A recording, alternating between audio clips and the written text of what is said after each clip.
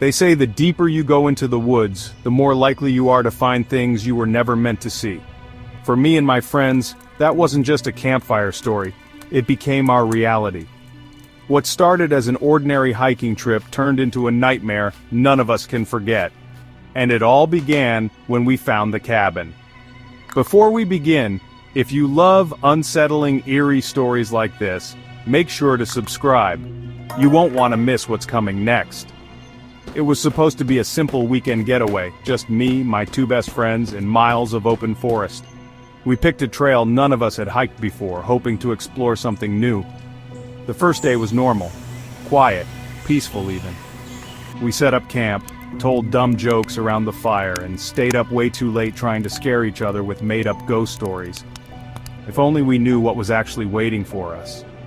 On the second day, we decided to go off trail, just to see what was out there. It was a bad idea, but at the time it felt like an adventure. About an hour into our detour, we found something that shouldn't have been there. A cabin. It wasn't marked on any map, and there was no sign anyone lived nearby, but the cabin itself wasn't abandoned. It looked lived in. The windows were intact, the door slightly open, and a faint smell of wood smoke hung in the air. We figured maybe it was a ranger station or an old hunting lodge. Curiosity got the better of us. We stepped inside. The moment I crossed the threshold, I knew something was wrong. The air was heavy, almost like it was pressing down on my chest. The floor creaked under our weight and every sound felt too loud, like the cabin was amplifying everything we did. The walls were lined with photographs, dozens of them. At first glance they were normal, blurry images of hikers, campers, and groups just like us. But then, we noticed something that made my skin crawl. Every single face had its eyes scratched out. We were about to leave when we heard it, a slow, rhythmic tapping coming from upstairs. It wasn't wind, it wasn't an animal, it was deliberate. Tap, tap, tap. We froze.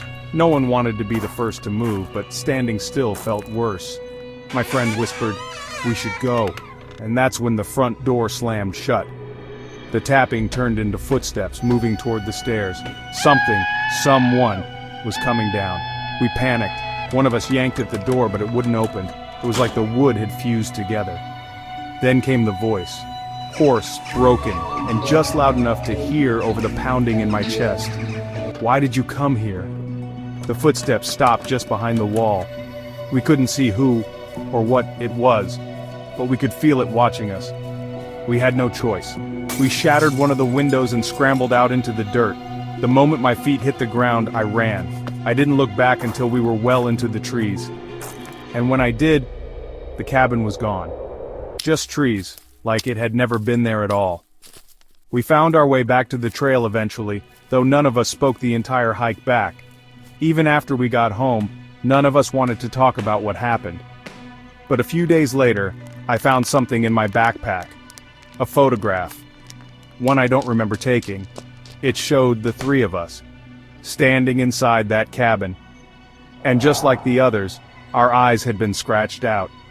Some places don't want to be found, and some stories are better left untold. If you want to hear more chilling stories like this one, make sure to subscribe and hit the bell. New tales from the shadows are coming soon. Sleep tight, if you can.